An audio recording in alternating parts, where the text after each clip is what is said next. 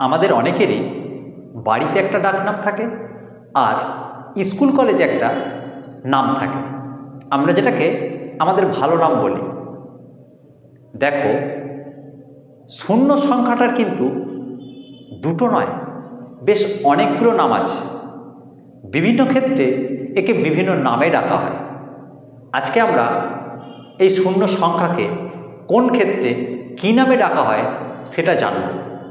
চলো দেখো, শূন্য সংখ্যাকে নট নামে ডাকা হয়।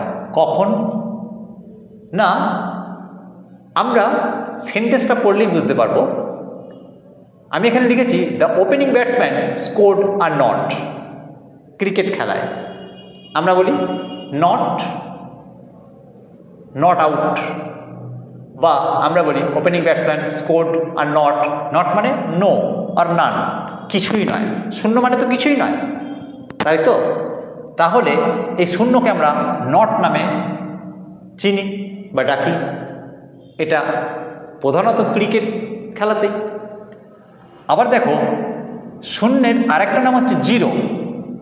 কোথায় ব্যবহার করা হয় না, সাধারণত অঙ্কে, বা আমরা যখন তাপমাত্রা বলি সেই সময়।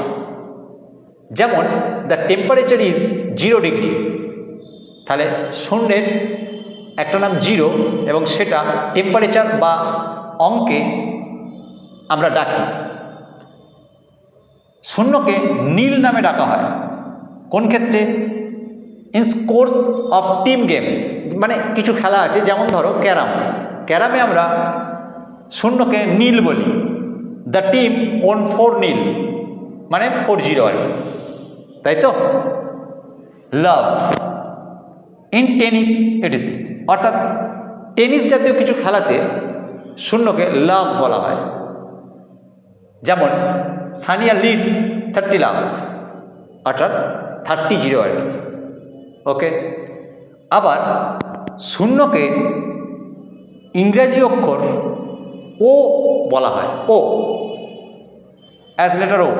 কোন ক্ষেত্রে না, ব্যাংক অ্যাকাউন্ট নাম্বার বা টেলিফোন নাম্বার এইসব বলার সময় আমরা শূন্যকে ইংরেজি বর্ণ ও হিসাবে ডাকি।